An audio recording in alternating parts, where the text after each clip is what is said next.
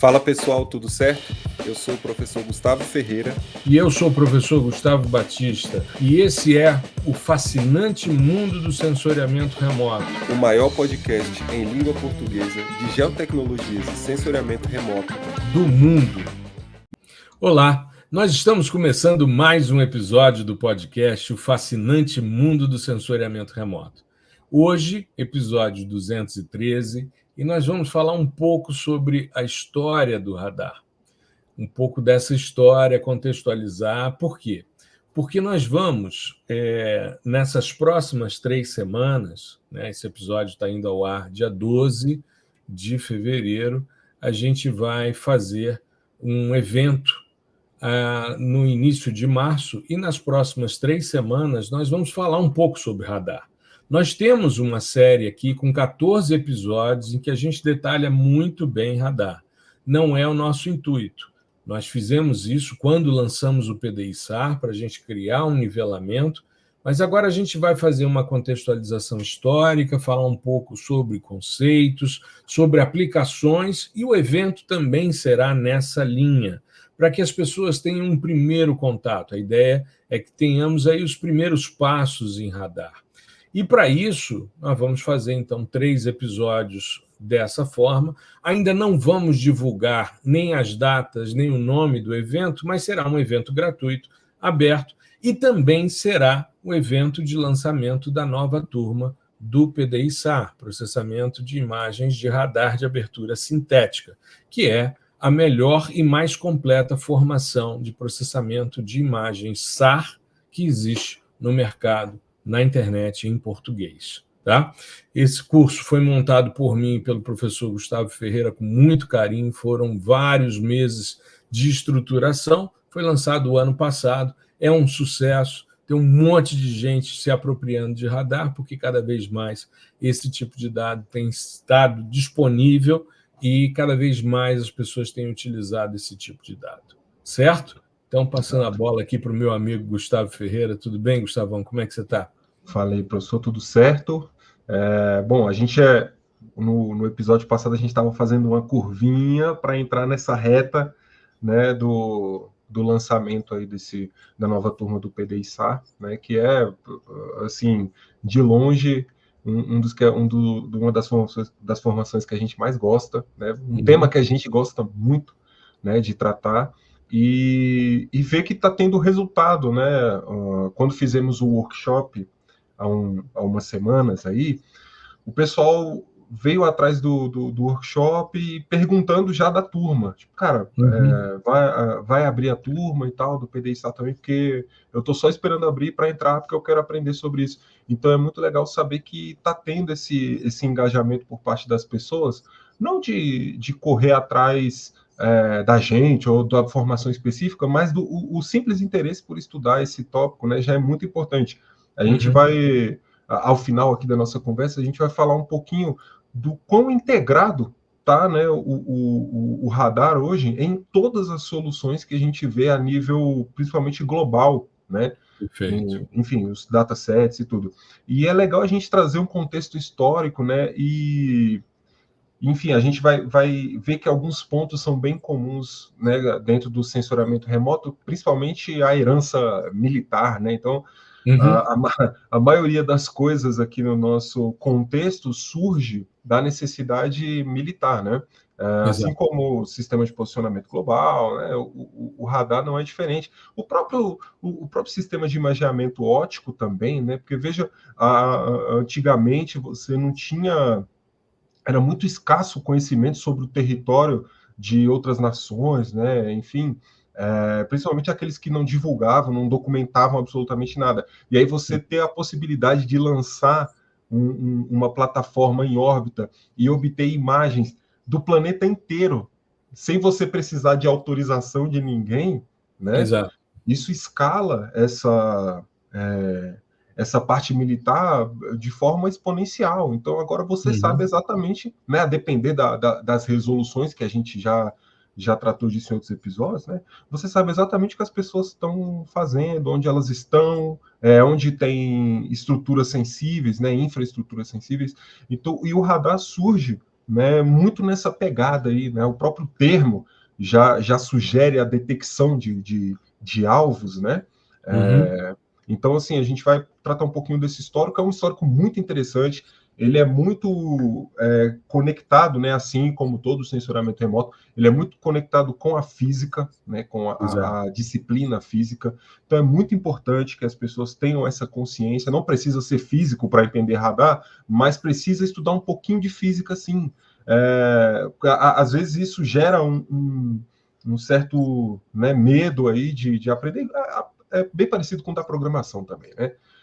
Que as pessoas tendem a se afastar porque vê aquela coisa, a maioria da forma de representação dos dados em SAR é num formato complexo, então, que é aquele que a gente sabe, que é lá no ensino médio, ninguém estudou, ninguém prestou atenção nisso, mas que aqui, para o nosso contexto, é extremamente importante. Mas você não precisa saber calcular, sabe, na mão, fazer lá o cálculo todo com os números complexos e tal, mas você precisa entender os conceitos que estão envolvidos ali por trás. Por que, né, que são números complexos? E isso que a gente tenta abrir, que é descortinar esse tema, que ele por muitas vezes é nebuloso para a maioria das pessoas, né? Então a gente vai tratar um pouquinho desse contexto histórico, que é bem legal, tem umas histórias bem interessantes também. Legal. Eu queria, antes da gente começar efetivamente o episódio, lembrar que, como a gente vai fazer um lançamento, isso é uma prática que a gente tem adotado já há algum tempo, se você quiser ser avisado da abertura da turma e ainda receber um desconto generoso, é só você se inscrever na nossa lista de espera. Você entra em geosensor.com.br/academy. Lá tem as formações, tem a área do estudante também, você consegue acessar a plataforma com todos os cursos a partir desse site, mas ali você entra na formação e você, quando clica nela, tem lá a possibilidade de você cadastrar o seu e-mail na lista de espera. A ideia é que, se você já se manifesta favoravelmente, você está minimizando o nosso esforço de divulgação das questões. Então, é por isso que a gente tem oferecido sempre descontos para quem está na nossa lista, tá? Isso para qualquer formação que lá está. Os minicursos estão abertos, se você quiser se inscrever, é só clicar e se inscrever automaticamente, porém, as formações têm aberturas de turmas. Então, a gente tem aí uma previsão de 3 lançamentos esse semestre, de 3 eventos para lançamentos. Nós fizemos o workshop, que foi um sucesso, um workshop de mentoria em interferometria diferencial SAR. Recebemos retornos muito interessantes a respeito do que foi feito. E fica a dica, se você quiser ser avisado com antecedência e ainda aproveitar o desconto, é só você entrar em geosensor.com.br/academy. Para quem está assistindo o vídeo, seja no Spotify ou no YouTube, tem aqui o link escrito. Também na descrição do episódio estará disponível. Ou então você entra lá em geosensor.com.br/academy e faz a sua inscrição, certo? E aí, Gustavo, vamos começar por quem ou por quê? Bom, o legal é que nessa trajetória aí você tem um monte de nomes assim que são bem conhecidos pela turma aí da física e tal. Acho que a gente pode começar pelo próprio Hertz, né? Antes dele, se a gente for pensar aí, tem outros caras que têm uma importância muito grande no eletromagnetismo, como Homer, como Gauss, Faraday, Ampere. O próprio Newton, né? O próprio Newton, exato, o Einstein, enfim, né? O Planck, tem uma moçada aí altamente importante nesse processo. Porém, a gente, quando vai falar de radar, né, começar com Hertz é fundamental. Exato. E a ideia era... Bom, primeiro você tem uma confirmação, né, da radiação eletromagnética, né? E as questões relacionadas ao Hertz, né? Que era, assim, experimentos, confecção de experimentos para detecção das ondas, né? Sim. Então você acaba que registra ali algumas propriedades que a gente já conhece bastante, né? Como comprimento, amplitude, frequência, né? E a frequência leva como unidade de medidas o sobrenome do Hertz, né? Exato, é uma homenagem Então, a ele, né? que são ciclos, né, por determinado intervalo de tempo, e você, por convenção, coloca-se segundos, né, então ciclos por segundos. A gente está muito acostumado, a gente, assim, que viveu nessa era, né, antes e depois da computação, a gente se acostumou com esse termo, né, com as velocidades, né, de processamento, né? Eu lembro que o Pentium 2 tem 1 GHz. Isso é muita coisa para a época, né? Hoje em dia você tem processadores comuns caseiros, né, de 5 GHz. Então, gigahertz, né? Então, giga vem de 1024, né? 1024, não, hertz, megahertz é 1024 Hz, né? E gigahertz, 1 GHz são 1024 megahertz. Então, isso são ciclos por segundo, nesse caso. Então, são coisas que a gente acaba que não consegue nem contar direito. E o responsável por isso, por determinar, né, certas propriedades, ou parâmetros das ondas eletromagnéticas, foi o Hertz, aí lá nos anos de 1800, né? Final dos anos 1800. 1887. Exato. E aí a gente tem também uma figura bastante importante nessa história, que é o Marconi.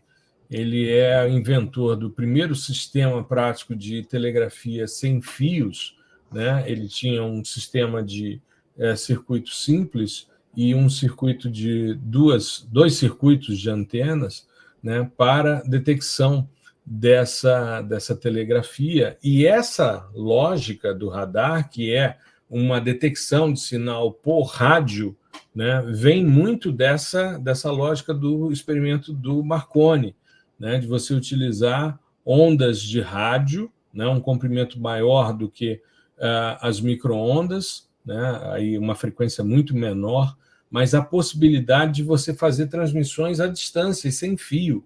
Isso amplia bastante a comunicação e tem uma importância muito grande também para o radar, né, Gustavo?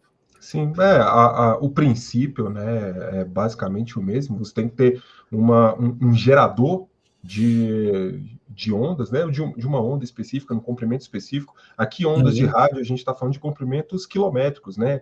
Até porque, para você conseguir ultrapassar grandes obstáculos, né, em termos de dimensões espaciais, você precisa de uma onda grande também. Um comprimento né, grande, com comprimento proporcional. Então, para você ultrapassar, por exemplo, a gente consegue pegar rádio de cidades de Minas Gerais, aqui do DF, né?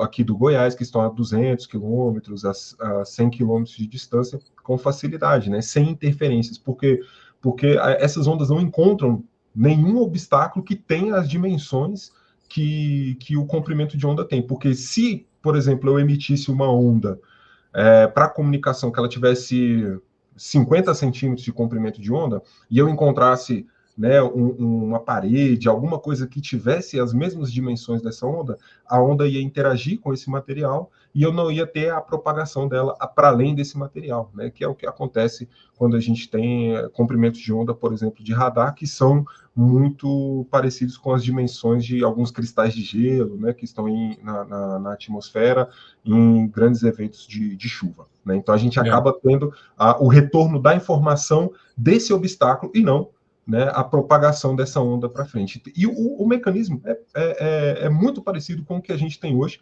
É claro que tem algumas particularidades que são importantes, mas você tem um mecanismo onde você consiga emitir, né, essa onda, então você gera essa energia, e um outro mecanismo que é específico para você captar essa mesma onda que foi. Exatamente, essa mesma frequência, né? Eu me lembro quando era criança, você estava falando aí, eu me lembrando de quando eu era menino, né, cara? Eu vou fazer 55 anos, então já tenho uma certa quilometragem rodada aí. Eu me recordo, eu tinha um tio que era radioamador, então ele ficava se comunicando com pessoas do mundo todo, né, por rádio. Isso acontecia à noite, normalmente porque tinha mais condição, ele chegava do trabalho também, era mais silêncio, ele conseguia comunicação e os caras trocavam cartões postais para confirmar que vinha, né, pelo correio, para confirmar que havia tido essa comunicação. E tinha um outro tio meu que tinha um aparelho de rádio grande, mas era para AM, e ele ficava buscando e captando estações de rádio do mundo todo. Então, eu me lembro uma vez, ele era oficial de chancelaria, trabalhava para o Itamaraty, e ele estava no consulado brasileiro em Santa Cruz de la Sierra, e meu pai, vamos visitar e conhecer, aproveita, conhece o Pantanal. Meu pai quando eu era menino, era muito comum isso, meu pai, as férias de fim de ano, a gente ia ou para o Rio ou para o Nordeste, para a praia, né, para tomar banho de mar, mas no meio do ano era conhecer o Brasil. Então, a ideia era que todas as férias de meio de ano se saísse de carro para rodar e conhecer o Brasil. E ele queria conhecer o Pantanal, e a gente foi para a Bolívia, atravessamos, e aí fomos a Santa Cruz de la Sierra. E eu me lembro um dia à noite, meu tio ouvindo uma estação russa, soviética na época ainda, né, que eu era menino, soviética e tal, e sintonizando, a dificuldade de pegar exatamente a frequência e tal, né, para poder se comunicar, para ouvir o que estava acontecendo, e achando aquilo máximo e tal, né, um barato esse tipo de relação. Muito antes de internet, os caras se comunicavam dessa forma, né? Sim, sim. Maravilha. Aí tem o nosso Husmeier, né? Eu me lembro quando a gente gravou a série, né? O nome do equipamento, o dispositivo, o telemobiloscópio, né? Que é um aparelho de detecção sem fios de objetos metálicos. Sim. A ideia era captar ecos, né? Aí sim, já usando micro-ondas, para detectar navios. E a patente desse telemobiloscópio é feita em 1904. Husmeier é do final do século XVII, início do século... aliás, final do século XIX, início do século XX, né? E aí,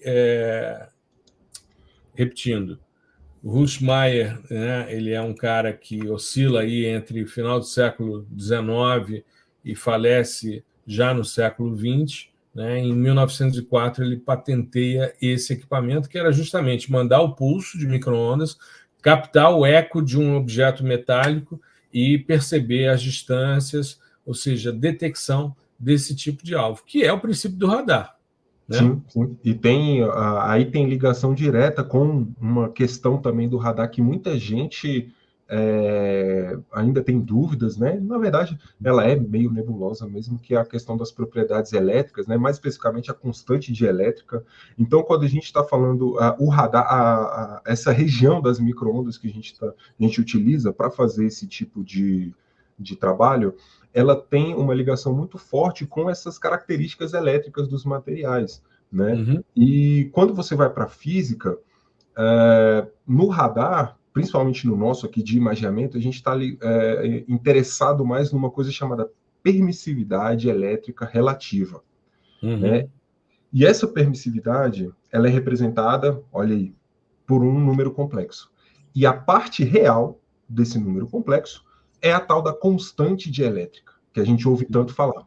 A constante dielétrica ela é um número adimensional que varia, né, de 0 a 80, aliás, desculpa, de 1 a 80, onde 1 é o valor dessa constante dielétrica no vácuo.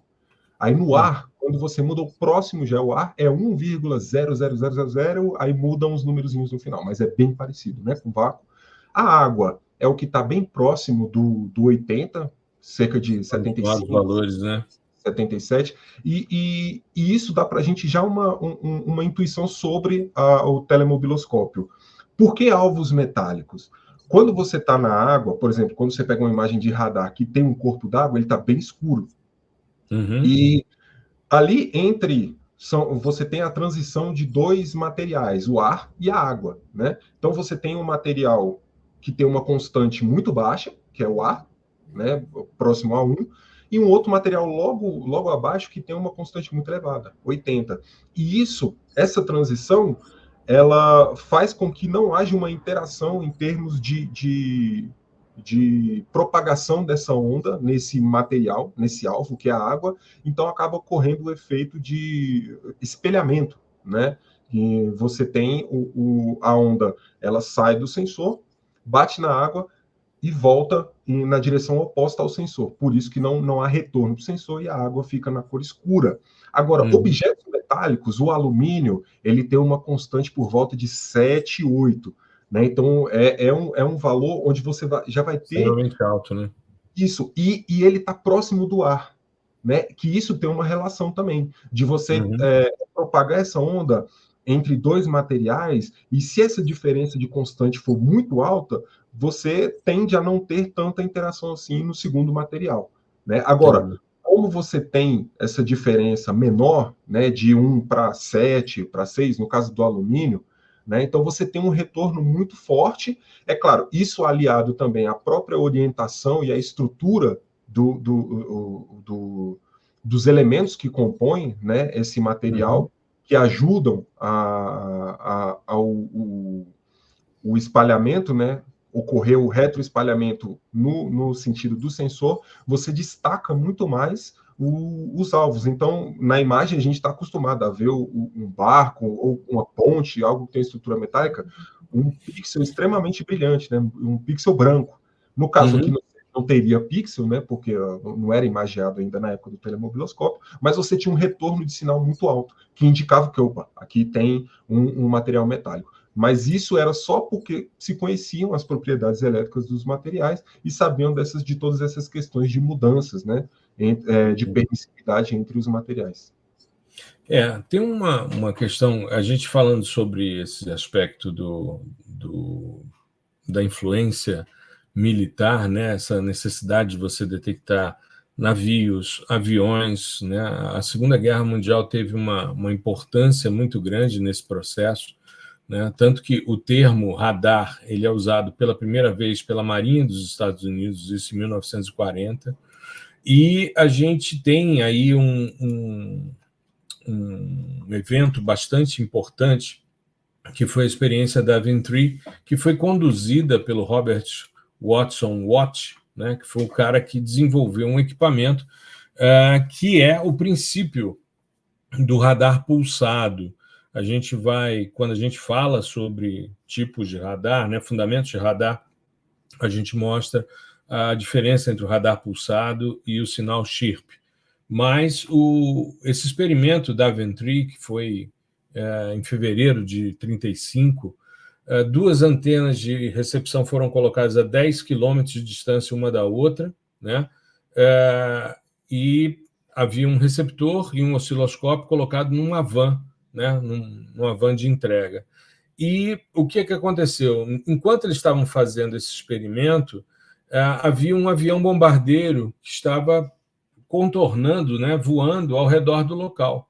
E é interessante porque eles perceberam os sinais refletidos pelo avião, né, porque os sinais viajavam diretamente da estação em direção a esses receptores e foram filtrados, e aí você tem, então, uma percepção dessa lógica do radar pulsado, mas você tem a compreensão do radar passivo e a detecção de um avião, porque até então os experimentos eram mais voltados à percepção de navios, mas aí a utilização, tanto que foram desenvolvidos diversos tipos de radar, né, usando a lógica do magnetron, né, que é a mesma estrutura que tem no forno de micro-ondas, mas foram feitas várias linhas de defesa durante a Segunda Guerra, né, tanto na Alemanha como na Inglaterra, foram colocados esses elementos justamente para saber com uma antecedência não muito grande, mas uma antecedência de que estava ocorrendo um deslocamento, uma movimentação no sentido de forças inimigas, né, em direção aos seus territórios. Então, os caras utilizaram isso em muito durante a Segunda Guerra. E aí, para facilitar as discussões e, ao mesmo tempo, evitar que o inimigo soubesse qual a frequência que estava sendo utilizada, foram criadas as bandas, né, desde a banda K, KU, KA, né, que são as de maior frequência até a banda P, que é a de menor frequência que a gente vai ter aí, né, passando por banda X, C, S, L, enfim. E isso tudo como avanços militares. E aí tem uma questão que eu queria que você comentasse, Gustavo, que eu acho que é bastante importante, e você, como está, né, tá fazendo seus estudos há tantos anos em radar, que é o nascimento do SAR, o experimento do Carl Willey, né, sobre radar de abertura sintética. Eu queria que você comentasse, como você fez no nosso workshop, que eu achei bem importante para a gente poder contextualizar isso e ir caminhando aí para o fim do nosso episódio. Sim, né? a ideia, bom, como você já tinha uma questão de imageamento aqui, né, nesse contexto, né, você no radar, você tem duas resoluções espaciais, aqui entre muitas aspas, tá, para o pessoal que já é mais entendido. Basicamente, você tem a resolução azimutal, né, que é aquela na direção da linha de voo da plataforma, e a resolução em range, né, em rampa, onde você tem uma resolução no sentido do pulso de imageamento, né? Isso. Então, isso faz com que o pixel tenha a própria imagem, ela vai ser bem diferente da imagem ótica, né? Então, você vai ter próximo à plataforma, você vai ter um encurtamento do pixel e quanto mais longe mais você vai ter pixels alongados, então o pixel vai ser retangular, e aí você tem uma série de questões, você tem uma relação, né, ou algumas relações para chegar até a resolução azimutal, e outras relações matemáticas, né, para chegar na resolução em range. E a ideia era que quanto menor, né, quanto melhor fosse a resolução azimutal, mais detalhe você captaria do seu alvo, né? Então lembra que a gente está sempre nesse contexto militar e, como o professor bem salientou, todos esses alvos militares, blindados, aviões, navio, tudo isso é de metal, né? Então isso vai lá na questão das propriedades elétricas, né? E a questão aqui do SAR era fazer algum procedimento, né, matemático, algum modelo que você conseguisse deixar a resolução azimutal melhor, porque a resolução azimutal ela é diretamente relacionada com a distância do sensor para o alvo e o tamanho da antena. Quanto maior essa antena, né, em termos de dimensões espaciais mesmo, menor vai ser o seu pixel ali na resolução azimutal. Mas, por meio das equações do radar, para ter uma alta resolução, você teria que ter uma antena quilométrica. Isso. E isso lançado no espaço, até mesmo num avião, já é complicado. Você imagina o efeito de arrasto que isso, né, não faz, uma antena de 5, 10 quilômetros. Acho que não tem nem como voar um negócio desse. Ainda mais por quantidade de detritos e outros satélites e corpos orbitando o nosso planeta, ia ser impossível. Exato, você teria que ter um buffer ali, uma região de amortecimento, né? Você tem que trabalhar fora da zona de média e baixa resolução, né? A baixa órbita, e a órbita já estacionária. Você teria que usar um espaço intermediário aí, o que seria muito complexo para você poder trabalhar, né, para um imageamento global. É bastante complicado isso, né? E aí, em 1951, um sujeito que trabalhava na divisão aeroespacial da Goodyear, isso mesmo, aquela Goodyear dos pneus, o Carl Willey, ele formulou um método, né, um procedimento onde você conseguia sintetizar uma antena grande, né, levando em consideração uma antena pequena. Então, basicamente, o princípio é o mesmo de você estar andando, né, e observando um único ponto e se deslocando em relação àquele ponto, né, e você consegue registrar todos os momentos que você consegue ainda observar aquele mesmo ponto, até o momento que ele já não está mais no seu campo de visão. E a partir daí, você meio que compila todas essas observações, né? Vamos levar em consideração que a sua antena, né, seja aqui a distância dos seus olhos, você compila todas essas observações, gerando sinteticamente, né, na verdade é matematicamente, uma antena quilométrica, tá? E é claro que isso tem limitações, porque por exemplo, quando você parte para a equação mesmo, né, quanto a equação do SAR, do sintético, você inverte um pouco a lógica. Aí, quanto menor a antena, mais eu vou conseguir detalhar. Por quê? Porque eu vou sintetizar. Então, eu vou dividir em pequenas frações ali, e aí, quanto menor a antena, mais eu consigo detalhar o meu alvo. Porém, você tem uma limitação física com relação à emissão do pulso, né? Então, você, com uma antena muito pequenininha, sei lá, da ordem dos centímetros, você já não conseguiria potência suficiente para emitir essa energia, e você não teria como diferenciar os alvos na superfície terrestre, por conta também da distância, né, que você está da antena para o alvo, está com o instrumento em órbita, né? Então, isso tudo tem um limite, mas com a sintetização, o SAR, é que você consegue essas resoluções que a gente vê hoje, por exemplo, no Sentinel-1, de 10 metros, né, com uma antena pequena. Se eu não estou enganado, a antena do Sentinel ela tem 5 metros, né, uma coisa assim. E aí você consegue aumentar isso várias vezes para gerar uma antena, né, 10 vezes, 20 vezes maior, só com matemática, né? Então isso é muito interessante, é simples de se entender, né, o mecanismo da abertura sintética, e o resultado que ele gera é absurdo, né? Nós não teríamos essa disseminação do radar hoje em dia se não fosse por esse método do Carl Willey de realizar aberturas sintéticas no radar. O Sentinel-1 tem uma antena de 12,3 metros por 0,82 metros, por 82 centímetros de largura, né? Tem um comprimento de 12,3 por 0,821 metro. E aí você tem aí a antena, ela tem um peso aí de 880 quilos, que representa 40% da massa total do satélite, né? Da massa de lançamento do satélite. Os 5 que você pensou aí, que confundiu, talvez os centímetros, né? O tamanho do comprimento de onda, 5,54. Ah, sim, que daria 5,4, 5,5 gigahertz, exato. Então, é só para a gente entender que depois que radar de abertura sintética foi instituído, aí sim a gente começa a ter tantos sistemas aerotransportados para imageamento.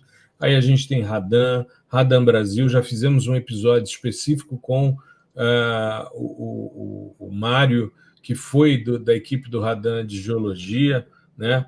E o Mário Ivan, e a gente também tem depois os orbitais. Aí estamos falando de CISAT, então de 51, quando o Carl Willey propõe a patente do radar, usando, né, as variações de efeito Doppler para observação e melhoria da resolução azimutal. Aí você tem 78 CISAT, aí você tem as séries no ônibus espacial para testar antenas e frequências com banda C, banda X e banda L, né, o SIR, né, o Shuttle Image Radar, as missões, e aí a gente tem uma série de radares que estão em plataformas orbitais, e o mais conhecido, que esse ano faz 10 anos que foi colocado em órbita, Sentinel-1, que é o grande responsável por essa popularização. Mas isso é assunto para um outro episódio, seguindo essa linha, e a gente vai, então, fique atento, se inscreva na lista de espera do PDI-SAR para você ser avisado, e no início de março vamos fazer um evento. No próximo episódio a gente já vai ter as informações, já traz aqui para vocês. Tá legal? Então é só um pouquinho da história do radar, só para a gente entender como é que começou, até onde chegou, e o ponto mais importante é o radar de abertura sintética, por isso a gente vai até ele e não detalha tanto o que veio depois, mas no PDI-SAR a gente tem mais tempo de falar disso com mais tranquilidade, porque tem aula específica sobre história do radar. Certo, Gustavão? Perfeito. Vamos nessa aí. Nos próximos episódios aí, quem sabe a gente resgata um pouquinho mais, entra em profundidade em algum outro tema, né? Isso. E vamos falar também de potencialidades, né? Sim, sobre potencialidades, eu acho que tem que abrir os olhos da moçada aí, porque aparentemente a importância disso ainda não está, né, 100% assim, na cabeça do pessoal. Então, mas não tem aula, né? Não tem matéria em graduação. Como é que os caras vão aprender? Verdade, né? verdade. Nem na pós está tendo direito. Na pós-graduação eu dou uma disciplina, eu sei de algumas pessoas que fazem isso, mas é muito pouca gente. Você conta numa mão. Exato. Esse semestre, inclusive, eu vou dar a disciplina de processamento de dados SAR na pós-graduação, né? Faz parte. É isso. Então, uma boa semana para vocês. Se cuidem. A gente se vê no próximo episódio. Gustavão, um grande abraço, meu querido. Valeu, professor. Valeu, pessoal. Até o próximo episódio, então. E depois o nosso evento também, né? Muito obrigado por prestigiar o nosso podcast. O fascinante mundo do sensoriamento remoto.